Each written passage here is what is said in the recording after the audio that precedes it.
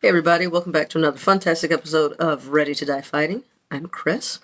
I'm down in my basement with my bike. That means this is another bike video. Today I am working on my bottom bracket, and even though I'd already started on it and was kinda almost done, I realized, oh yeah, I should probably record this. So I'm just gonna backtrack a little bit, explain what I'm doing, and hopefully, if you are having a problem with your bottom bracket, you will be able to follow along and get your bike working the way it should be. Like and subscribe if you enjoy these videos, and let's get started. So, this right here is the bottom bracket. This is what the your crank goes on like that, and that's what lets it spin, basically. And it should spin, chain's not on there, so it should spin nice and freely and smooth. There shouldn't be any noise or wobbling or anything if everything was all on as it is. That's just kind of hanging. And so the issues you can run into here is, so in the case of my bike, for whatever reason, this had worked itself loose and there was quite a bit of wobbling in there and movement, and you don't want that. At the very least, you're going to lose some power and efficiency in your pedaling, so you're going to be working harder to go the same distance and speed as you would be if everything was nice and snug. But also it could start causing damage if you have things that are not moving that are supposed to, that are like rocking and wobbling around. That can start to wear things down and start to have problems. Additionally, if it's loose, that means that water and moisture and grime and dirt and things like that can get in there, and that is going to be a problem. You can start getting rusting, or if a lot of dirt and sand and stuff gets in there, you got grease there, but once you mix dirt and grime in with grease, it effectively becomes sandpaper and it'll start wearing things down. And then it could also rust. It can seize up. I saw that recently where a bottom bracket was so rusted that it didn't move at all. It was completely locked in. You also may want to upgrade to a nicer version. So, a few reasons why you'd want to take this out. You only need a couple of tools. One of which isn't even a tool. But you're going to need some sort of wrench. You're going to want some grease or either anti-seize. And you are going to want a bottom bracket tool. Now you'll also have to take off your cranks, and so you'll need a specific tool for that as well.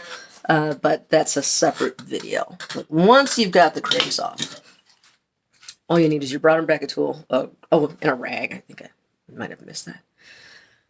And so there are many different styles of bottom bracket, and so you may need, this is the tool that works for this particular bike.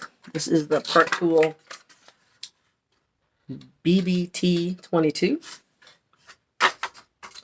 And, oh yeah, see it's on there. Part Tool BBT-22. Yeah, bottom bracket tool, I guess 22. And so there's a lot of different styles here, so you got to make sure you use the right tool for your setup. I can't tell you what that is because all the bikes are different. There's so many different kinds. So this has a bunch of teeth on it. You just stick it on there like so. And then it actually has this, I don't know what you call that, but if you have like a socket set, you can use just your socket wrench. You put the that square piece in there, like a little ratchet. You know what I'm talking about? I don't have one that's adaptable to this, but they exist, and you could use that as well. If you don't have that, just an adjustable wrench works. You put that on there, and you turn. Now, it's quite loose. I really don't need to use this. I can just use my hand. And it is reverse threaded. So even though I'm doing righty-tighty normally, since it's reverse threaded, it's righty-loosey. And so I'm going to take this out. Actually just put this back in here and put fresh, clean grease in. But I'm going to take it out. so I can show you guys. So there. Here is the bottom bracket. There's actually two pieces to it. Here's the other piece. That goes on like that. And that just kind of sits on there. And that's what it looks like. And when you take it out, it will hopefully be covered with grease, and it won't be rusty or corroded or anything. This particular bracket is the BBT-22. So ideally, if you're going to be replacing it, replace with, you know, 1-to-1, same one that you got. If you want to upgrade, talk to your bike shop, see what's compatible with your bike. And so you basically have this one with the threads is stuck on there, so you can't take that side off. This side it does come off, but it's basically just a sealed bearing there. If you were to remove this plastic piece here, you would see just a bunch of bearings in there. And it's got that on both ends, and that's what allows it to spin nice and free, fluidly. If you're having problems there, if it's not spinning nice and easily, then you may need to replace it, or maybe you need to crack that open and clean it out real good and apply some new grease. Something to pay really close attention to is it has a left and right. Right being the drive side or the side with the chain on it. If you were to be sitting on the bike, the one that's on your right hand side is the right. One on the left is the left. You want to make sure you put this in the correct direction. And I want to show you guys. I've got my book that is hard to reach for whatever reason. Put it way over there. Alright, so yeah, they have, this is the Park Tool Big Blue Book Bicycle Repair. And this book is great. It covers everything on how to fix bikes, like every part of it. Park Tool makes like all the tools for bicycle repair, and they show you how to use them. They have an amazing website, YouTube channel as well. Their website is also good, but I've learned much of what I know about repairing bikes from that YouTube channel and this book. And so here's a picture of a bottom bracket there. Looks very similar to mine, but it is a different model. And they explain here that you can use grease or anti-seize, but either way, you want to really look how much grease they use. It looks insane. But you want to put a ton on the threads. Make sure it is well lubricated. That seems like so much. They said that, according to this book, that the anti-seize works a little bit better. They said it's a bit more durable and long-lasting. But grease works just fine. And when I asked the guys at my bike shop, they said that they just use grease. So I'm going to use grease. And so even though I already put grease on there, when you take yours out, make sure you get a rag and just clean out all the old stuff. Make sure it's clean and dry, and just check the condition of things. Make sure you don't have any problems in there, which I did not, and I'm basically wiping out new grease, but whatever. Here we are. So wipe that all off. I'm not going to wipe it all off. Like I said, that is fresh stuff I just put on. Just wipe it a little bit for demonstration purposes. Do your inspection. Make sure everything is looking good and moving freely and there's no rust or anything. And then you want to get your grease or anti-seize. And I got a little grime there. Probably just from throwing this on the ground. And I'm just going to put a nice thick bead of this all the way around. Maybe 2 beads. There. Make sure you are putting left to left, right to right. So this is the right side on the chain. And so I'm going to put that in here. Now you want to be very careful not to cross thread. So I'm just going to take the tool, because it just makes it a little easier to grip. And if you recall, instead of righty-tighty, lefty-loosey, it's righty-loosey. So I'm going to turn right just a little bit to kind of make it settle in here. Make sure it's just kind of sitting the way that it should. And you can kind of feel, so like there, it did kind of, there was like a little click, kind of jumped a little bit. So I think that now I switch the other way. And there should be no resistance whatsoever. If I'm having any difficulty or if I'm straining in any kind of way to make this go in, like I should be able to easily do this with one hand even to get it to screw in. If I have to put any effort in at all, or especially if it gets stuck at any point and I'm like, ugh, it won't go, that means something's wrong. Back it off. You don't want it. You do not want to cross thread this. Meaning like it's going in crooked or like it's not hitting those threads the right way.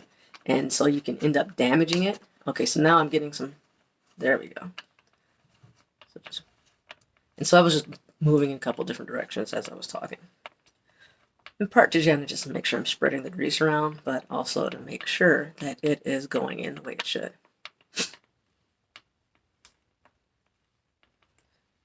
And I'm going to turn that as far as it will go by hand. There we go. Now we get the other half, and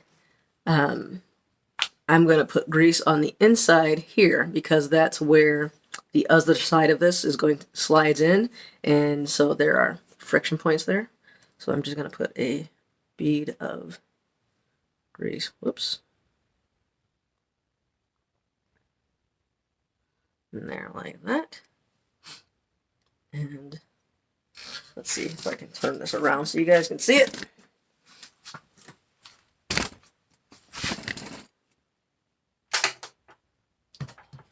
Pivot down here. Let's just go like this.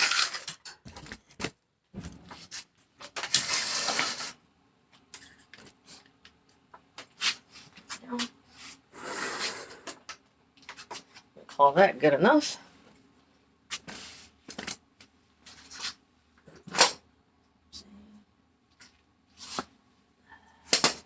All right. So now I basically do the same thing to the other side. Can you see that? Oh yeah, got a great view there.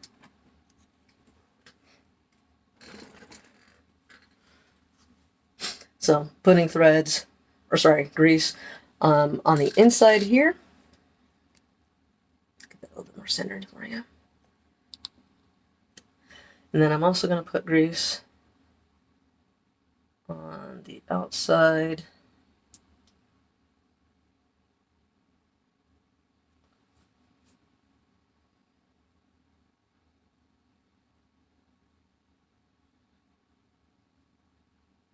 Oh, whoops. I realized I was off screen. That's plenty. Plenty, I say. Now I'm going to do the exact same thing.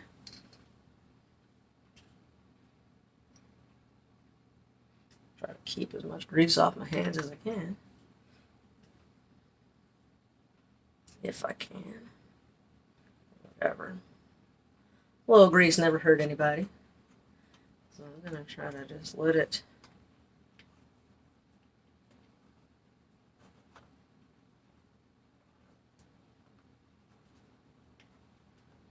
get a feel. There we go. There was that click. Now I turn that way. Oh, on this side, it's righty-tighty. You just never know.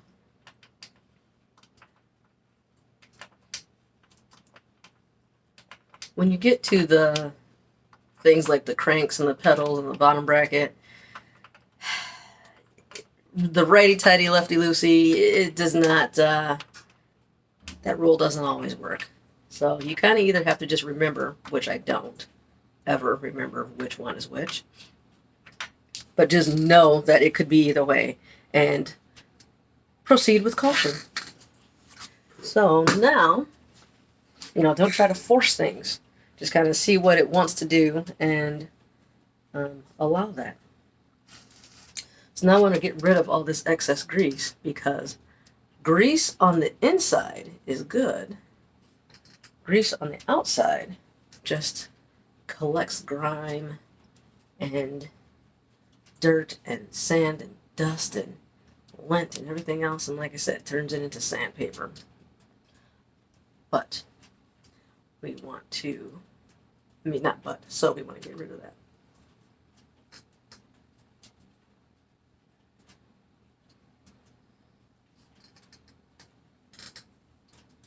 Any excess that's coming out here.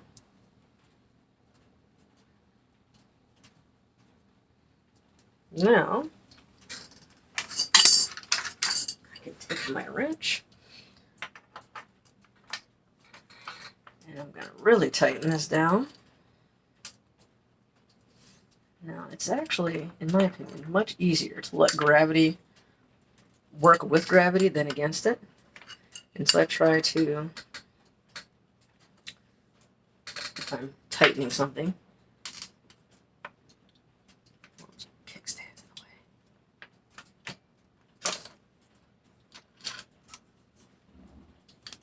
way. And so, me pushing down,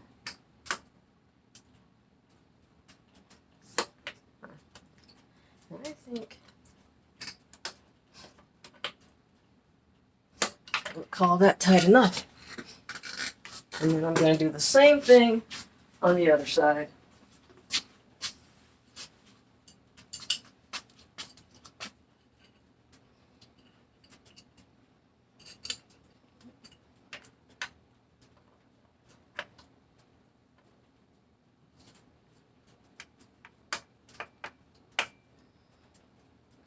That nice and tight. There we go. Bottom bracket is now reinstalled with knots of lubricant. I'm going to spend just a few more seconds and remove the little last bits of grease, especially on the other side. I didn't wipe that one down at all. But that's it. Now the pedals go back on, which there's another video that I have that shows how to remove and replace the pedals. And hopefully you're good to ride now. Thanks for watching. Like and subscribe if this was helpful or interesting to you, and I will catch you in the next video.